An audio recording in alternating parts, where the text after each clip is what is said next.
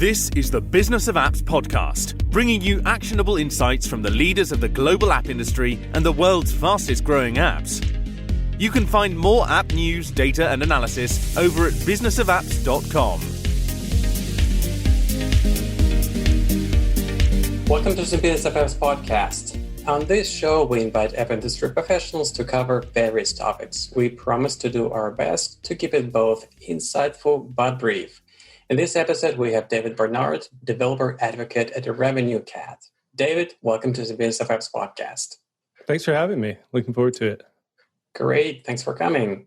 So I think at this point, and especially right now, we all watch movies on Netflix, listen music on Apple Music or Spotify, deliver stuff we buy on Amazon via Amazon Prime.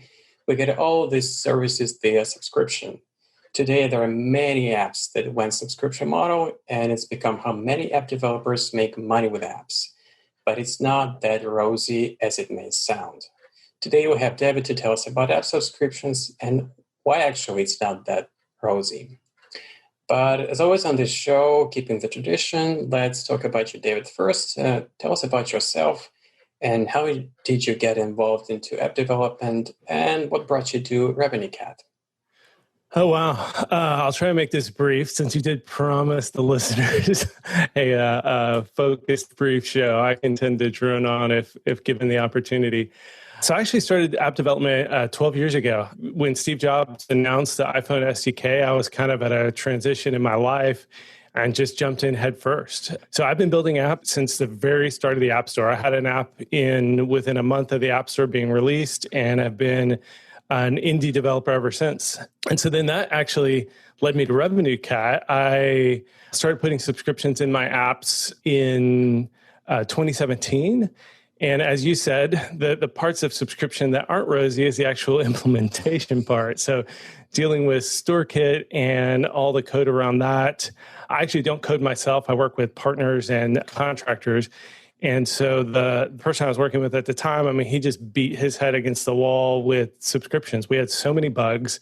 We had to remove our monthly subscription for a while because we just couldn't get the renewals right. We were trying to do everything client side instead of having a server set up because he wasn't good at server side stuff. And so it was just a disaster. And so I ended up looking at RevenueCat as a user and started getting it integrated into my app, and then ended up talking to the CEO, Jacob.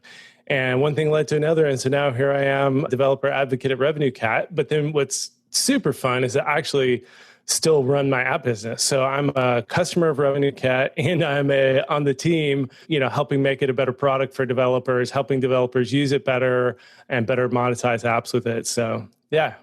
That's a nice story. Before talking about RevenueCat, let's touch briefly on your apps. What are you working on with your apps right now? Well, I have two kind of main apps I still focus on, and that's Launch in a Pro and Weather Up. I'm actually super excited about what's coming in iOS 14. Launch in a Pro is like a productivity app where you can create shortcuts to like ones I use all the time are just call and text my wife. Like I don't have to go to the phone app, tap a bunch of buttons, go to favorites, everything. So instead, I just create a shortcut, like one tap to call her. And what's super exciting is now with widgets on the home screen, you can put those shortcuts right on your home screen. So that's super exciting. And then similarly, my weather app, weather is like going to be one of the primary use cases for widgets on the home screen. And So we had already been working on some really cool stuff for the Apple Watch. And it just makes so much sense, like design-wise, to translate that to a widget as well. So we're wrapping up development on some really cool Apple Watch complications, widgets for iOS 14, updates to the app. So pretty exciting time in my app business, in addition to everything I've got going on with RevenueCat and everything else. Do you have feels like temperature in your complication for Apple Watch? Because this is what I've been waiting for, the default Apple's app for ages. Or is the feels like temperature in the app complication on my Apple Watch?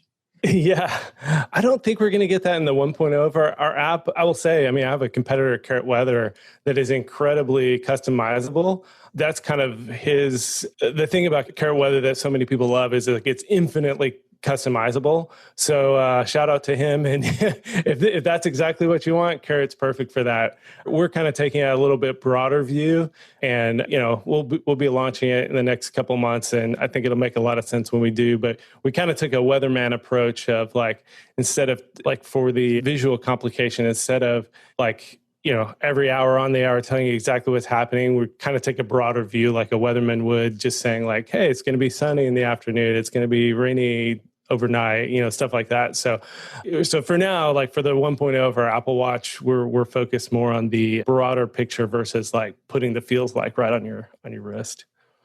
Got you. Okay, let's talk about RevenueCat. So what do you guys do? What is your company mission?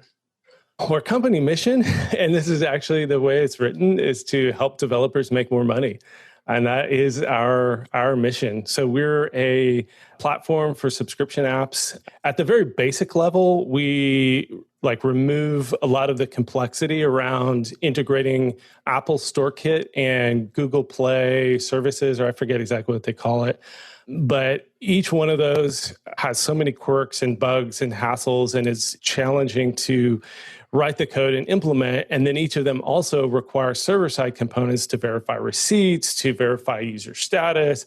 So if you're adding subscriptions to your app, you need all of this infrastructure. And so our kind of the first primary kind of thing we solved was that. And so we have incredible open source SDKs that drop into your app, make it really easy to communicate with verifying receipts and installing, getting purchases and monetization up and going. And then that all talks to our back end. And then, so we're now building out more and more features. We just released a price testing feature.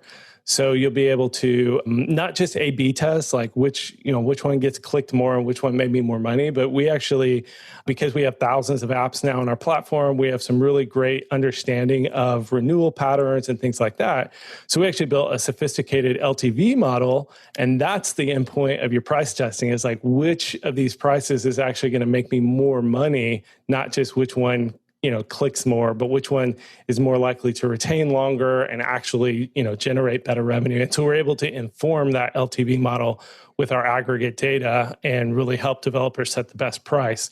And then our integrations on our back end, you can push your subscription data to Mixpanel and Amplitude and attribution partners. And if you have your own data warehouse, we do ETLs to data warehouses. You can drop a thing in Slack where you get the little ding, ding, ding every time somebody subscribes. So we do everything from the client side SDKs, and we support all Cordova and Unity and all the, third-party development frameworks.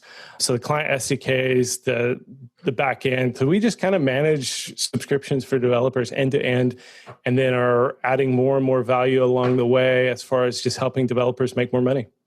That's great. That's really exciting to hear that you guys are helping developers with LTV, because long-term planning, this is what essentially makes your app business sustainable in a long run, not just short-term gains.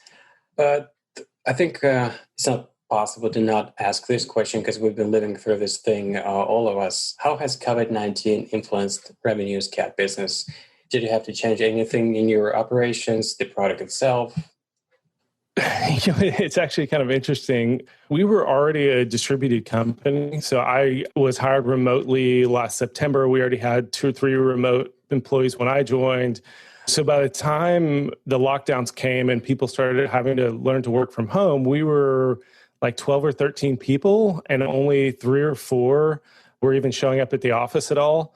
So operations-wise, we had spent the last year adjusting to remote work and dialing in our processes and figuring out how to better use Slack and Zoom and things. So from an operations standpoint, it really didn't impact us at all. We were very fortunate to have, the CEO, before I even joined, made that decision to switch to remote. And so, we didn't miss a beat. And then interestingly, COVID just accelerated our business, which ended up actually being a really challenging few months for us, because we're a smaller team, growing like crazy. So we were in the middle of hiring people. Support got crazy right as we were trying to hire more support people. And so for the first couple of months, it just felt like the wheels were coming off with new customers coming in and, challenges to keep our infrastructure scaled, and revenue was just growing like crazy. But because things were going so well, we ended up raising a Series A in July to accelerate our plans. We were actually, we charge our users because we provide a really great service that actually helps them make more money. So we charge and have from the beginning. So we were, doing quite well financially. We didn't need to raise money. But now having that money in the bank gives us a ton more flexibility and allows us to continue growing and executing as fast as we can versus, having to kind of thread the needle of how fast we grow versus how fast our revenue is growing. So it's super exciting. We've ended up hiring data scientists, product designer, 2 senior data engineers. So we're 17 or 18 people. It's hard to keep track with a startup these days. And then, we'll be 20 before the end of the year and 40 next year. And what's cool is all of us focused on helping developers manage their subscriptions and better monetize their apps. So, if you think about a lot of companies just have, one person dedicated to trying to keep the back end up for their subscription services, and you're writing all the client side code to talk to that service. And then when it goes down, they're the ones who get the call at 2 a.m. Well, now, we're already 17 people managing that for you. So yeah, COVID just really accelerated all of that. I mean, from accelerating our growth and revenue to accelerating our funding and product roadmap. So it's been a very exciting time to be at the company. I will say, I feel just so incredibly fortunate, and we all do. There's so much hardship going on and so many people losing jobs and so many businesses that have been negatively impacted. So we feel just incredibly fortunate to be able to grow and be in a strong position during this really hard time. Yeah, so here, David, and this is great that you're helping so many app developers to, put food on their table in these hard times. So, and you're having their back. It's a good analogy that they don't have to, wake up in the middle of the night to, pick up some trouble with the subscription on their server. But let's talk about app subscriptions broadly. When it was introduced on the App Store, and why it actually was introduced to the previously existing models like paid, in-app, and freemium. Yeah, so, and I'll probably get the dates a little wrong, but it's interesting how subscriptions on the App Stores have been a very slow progression. So, when the App Store was first released, it was paid or free. And Steve Jobs famously said, a free app is always free. You can't have any purchases in. And people who just got in the industry in the last few years or, who weren't around from the beginning forget that from the very beginning, Steve Jobs said, free apps are free. They're always free. There's no tricks, no, whatever. If it's free, it's free. And so they allowed, of course, ad monetization, but they did not allow any form of in-app purchases. Then a few years later, they enabled freemium. And I don't remember the exact dates of that, but I think it was around 2010. But then you started to have these bigger companies like Netflix and New York Times and Wall Street Journal and others say, well, hey, that's great. You had in-app purchases, but our business model is subscription. You subscribe to our paper. You don't, pay for it once a year individually or once a week or once an issue or whatever. So Apple added subscriptions, but for a very limited set of companies. And this was, I think, 2013, maybe even 2012. They started allowing, and actually it was a really big deal, the Daily.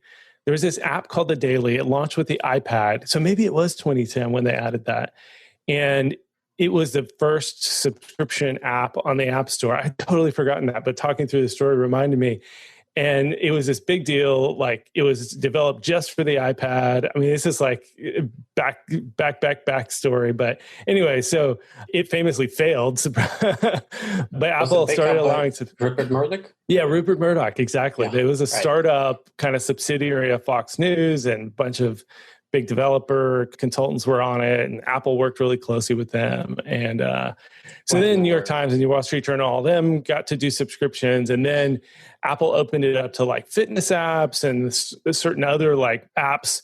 And then in 2016, they finally opened the floodgates where they said, any app can use it, but they still have some kind of restrictions, like, and I've heard that they're actually enforcing this a little stronger. If you make a one-off app that doesn't provide ongoing value, subscriptions don't really make sense. I think we're going to get into this a little later, but so Apple they open the floodgates to the subscription business model, but I think they're also trying to be realistic about not letting just any app do subscriptions. So yeah, it's been this really weird process over the course of 12 years to go from free is always free and only free and paid apps to now finally having some more business models available to developers. So just briefly, what are the pros and cons for app subscriptions as you see it? And what problems do developers face with this model? I know you touched on this previously, but just kind of summing up, what's wrong with this model for app developers? I think that what can go wrong for developers is also very aligned with consumers. And I think this is what goes wrong with consumers as well, is that a user who decides to subscribe to something has to see enough value in it and see that value delivered over time, either by continued use and or improvements to the app. So, if this is an app that you're going to use once a month for something that's not really very important to you, overcoming that hurdle of I'm actually going to subscribe to this and pay for this, I don't think that customers want to subscribe to that sort of app. On the flip side, and this is where we see, early on, it was apps like Headspace and Calm that have grown tremendously.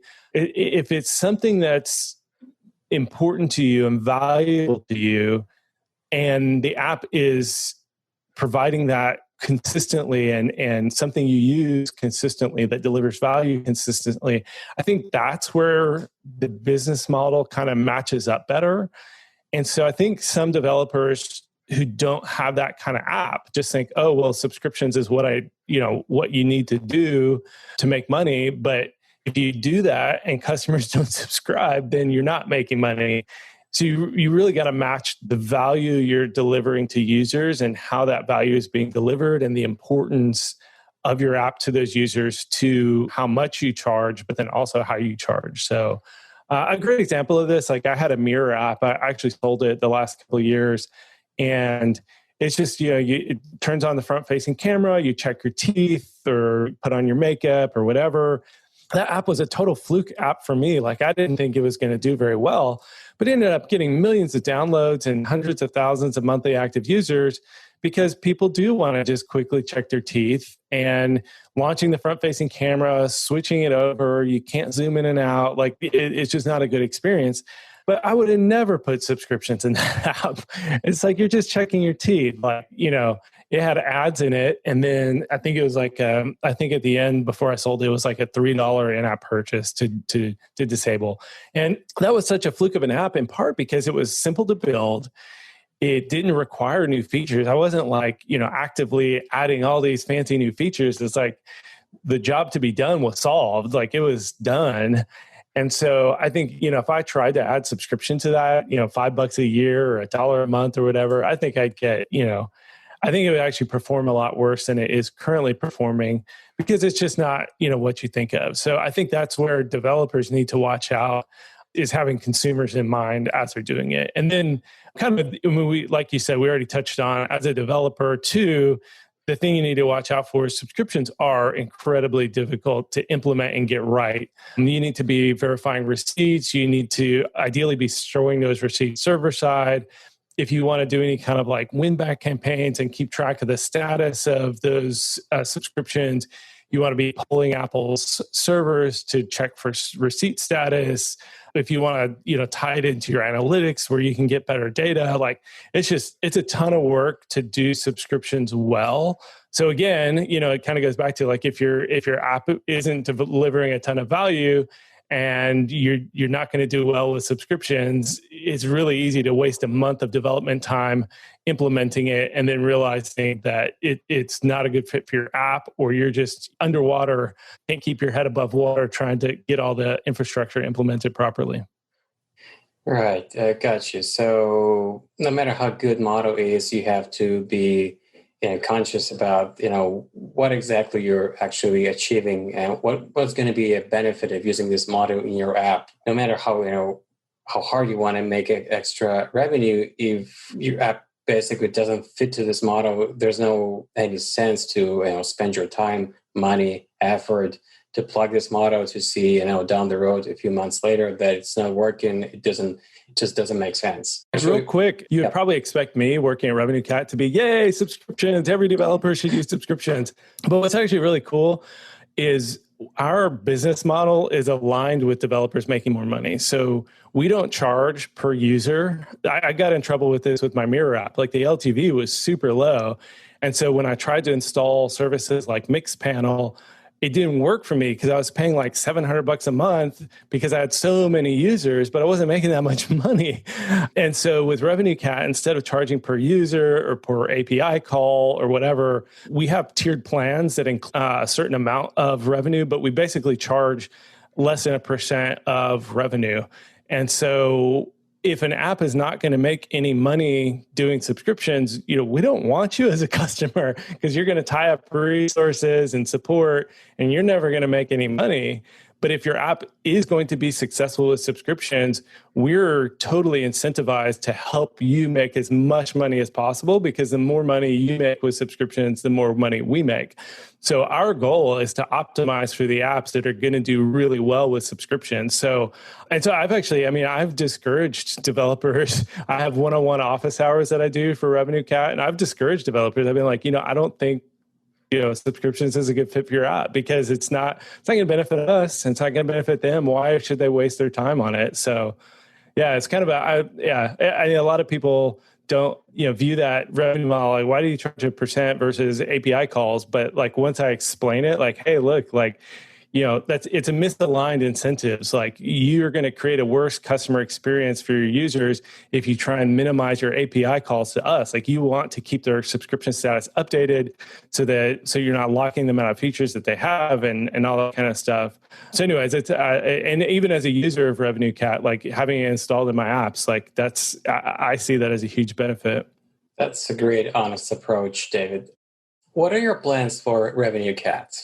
What's in your pipeline? Launching Revenue Dog, Revenue Hedgehog?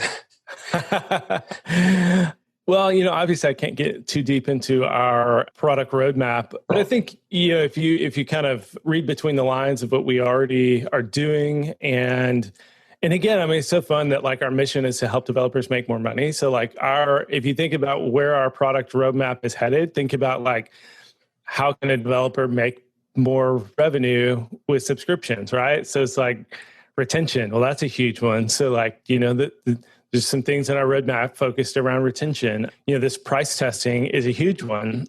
So optimizing pricing. And so we're going to continue to improve on this price testing feature.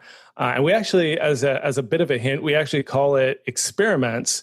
So price testing is kind of the first experiment that you can do using this feature, but there will be more experiments that you can do using this feature. And then we do think that this LTV model we've developed, especially, again, having so much data to inform it, is going to be a really powerful thing to build on top of as we move forward. So yeah, we're 17 people now. We've already solved a lot of the core issues for developers in implementing subscriptions.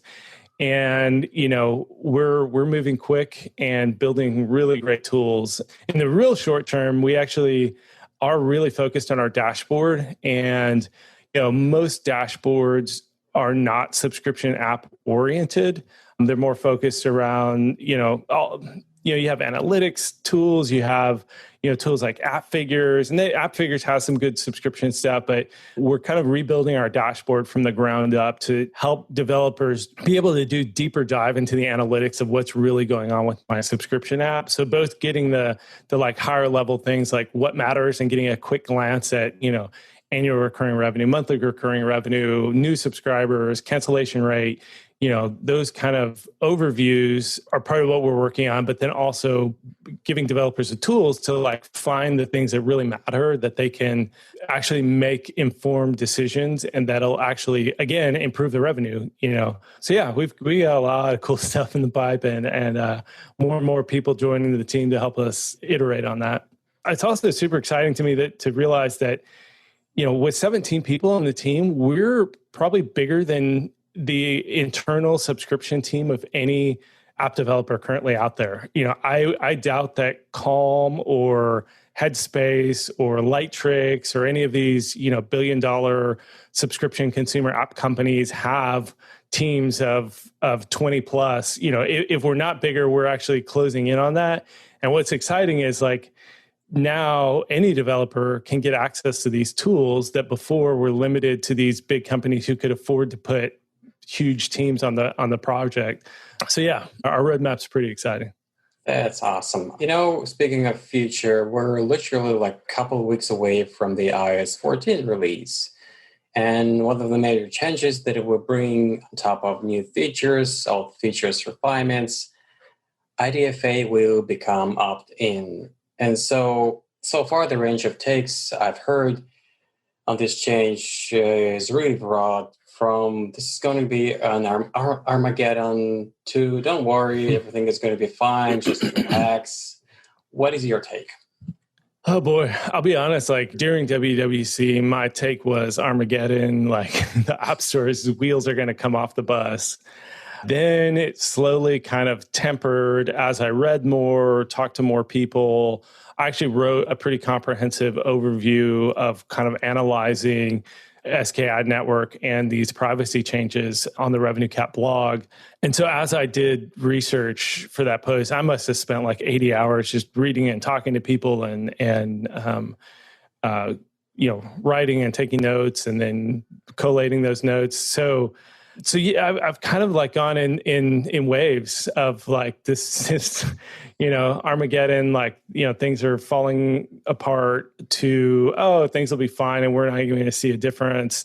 And then, Facebook announces that their Facebook ad network's probably going to go away because targeting is so inefficient, they can't sustain it.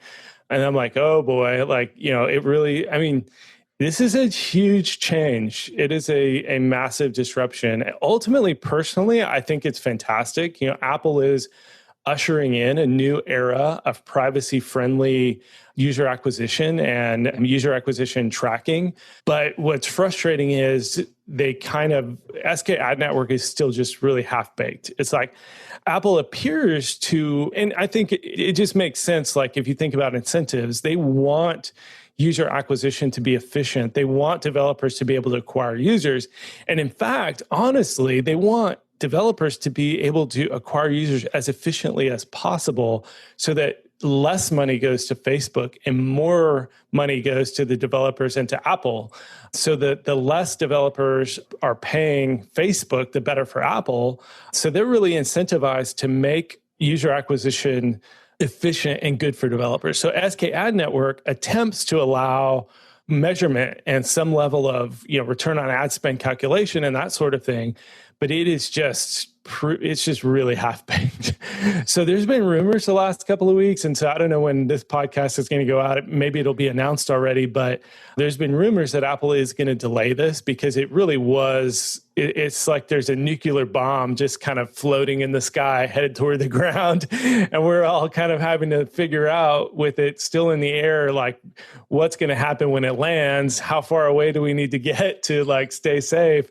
So, Facebook's been, I'm sure, putting in insane hours. I'd hate to be on that team, over the summer trying to figure it out. Google's ad teams, I'm sure, have been scrambling. All the MMPs and ad tech companies have been scrambling.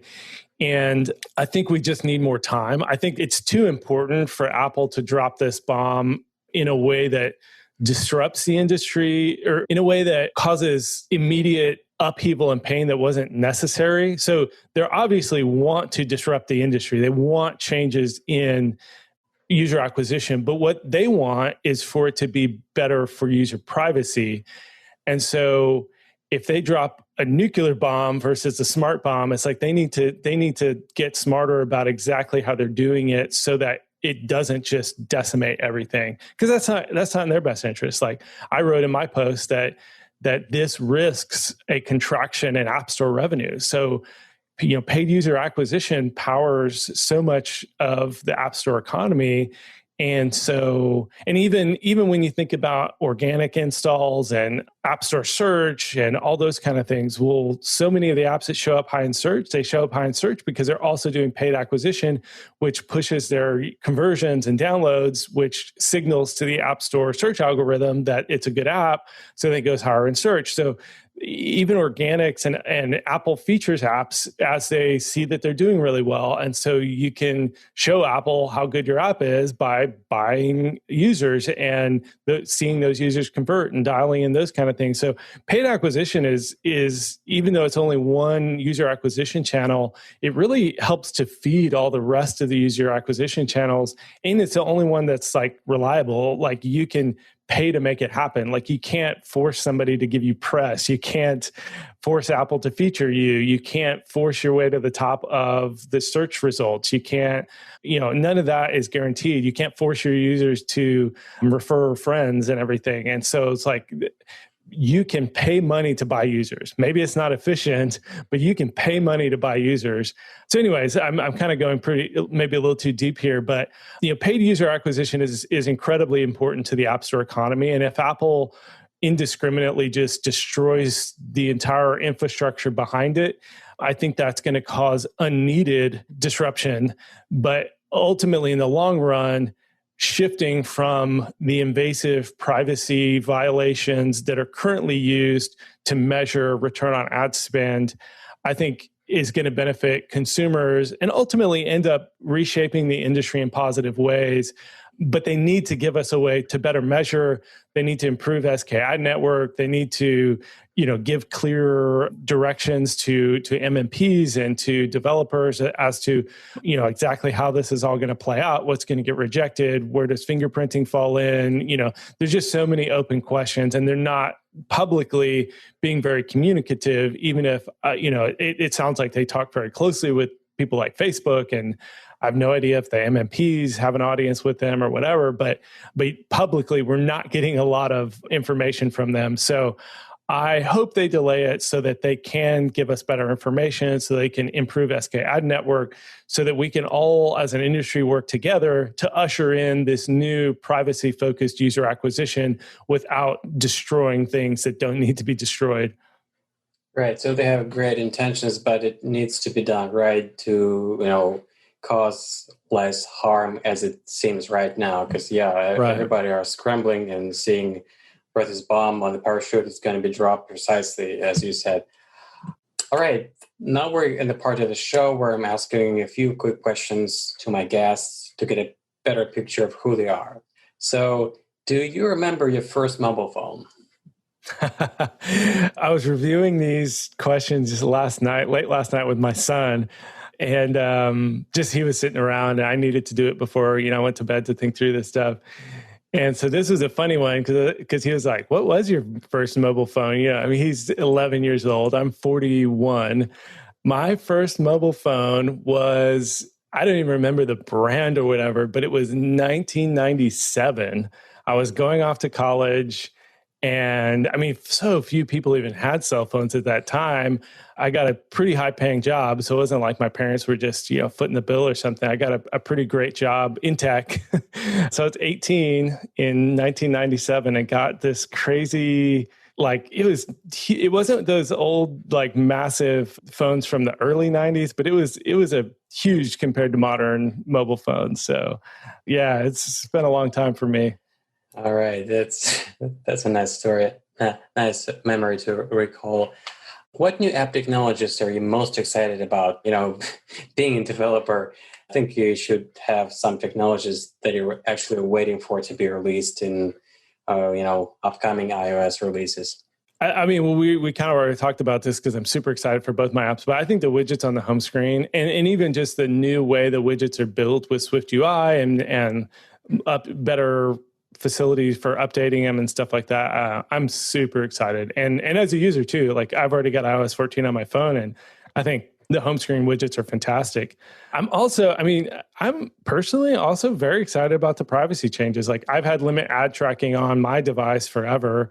Ever since they introduced it, I turned on limit ad tracking, but I appreciate the way Apple protects and gives customers more control over their personal information. And so I think that this is a good thing for the industry. It's good for me as a customer. It's good for me as a developer because here's the thing. I've always been incredibly conscientious and been very careful about what data I collect, but but it's like I'm fighting a battle with one hand tied behind my back because all these other developers are collecting tons of data. They're selling user location. Most weather apps sell user location data. And I don't. So I have, less revenue, lower LTV because I'm not selling their data. So I have not seen a ton of benefit, and I probably should market better around the privacy focus of my apps. But now in iOS 14, Apple's going to have a little like privacy scorecard front and center on the App Store. And I think that's going to be fantastic for developers like me who have been very careful with user data, but haven't really gotten credit for it. And then again, like as a customer, I'm really thrilled about that too. So, all right, great. That actually was my last question. But before I let you go, David, how can people get in touch with you and know more about what you do? Well, if you want to follow all my crazy rants and infrequent political, but every once in a while, I try not to get too political. And but I do rant about the App Store a ton on Twitter, and I'm constantly retweeting and chatting with people in the industry and stuff. So Twitter is probably the more interesting place to follow me. It's Dr. Barnard. I'm not a doctor. My middle name's Richard. So Dr. Barnard on Twitter. And then I'm actually writing more and more for our RevenueCat blog, which sounds like, I've just been pitching RevenueCat this whole time. But, as a user of RevenueCat, I really am just excited about the company. It's not just like me as an employee, like, yay, RevenueCat. It's like me as a user, like it saved me so much time and effort. And the kind of posts that I like to write for the RevenueCat blog and like what our like kind of content is geared toward is like really helping people. So I'm pitching the RevenueCat blog here, but it's actually like I'm writing stuff that you'll actually probably find useful and interesting, not just the drivel of content marketers that a lot of people put on their blog. So yeah, keep an eye on that. We have an RSS feed, or you can subscribe to the RevenueCat newsletter. And those are probably the two best places. Just Twitter. I'm not really active on Instagram or anywhere else. So that's cool. That's cool. I'm going to put all the contact details into this episode description so people can get in touch with you if they want to know more. All right. Thanks for your time, David. Thanks for coming on the podcast. Yeah, it was a ton of fun. Thanks for having me. Bye-bye. Bye. And that was David Barnard, developer advocate at RevenueCat. To listen to more episodes, subscribe to our podcast on iTunes, Spotify, and Stitcher. Just search for Business of Apps and you will find us easily. Once you subscribe, you'll be able to get new episodes on your smartphone, tablet, or computer as soon as we release them. And please don't forget to leave us a review and comment. It is highly appreciated. And all episodes will also be available on businessofapps.com. See you next week. Bye. This is the Business of Apps podcast, bringing you actionable insights from the leaders of the global app industry and the world's fastest growing apps. You can find more app news, data, and analysis over at businessofapps.com. Thank you for listening to the Business of Apps podcast. For more, head on over to businessofapps.com.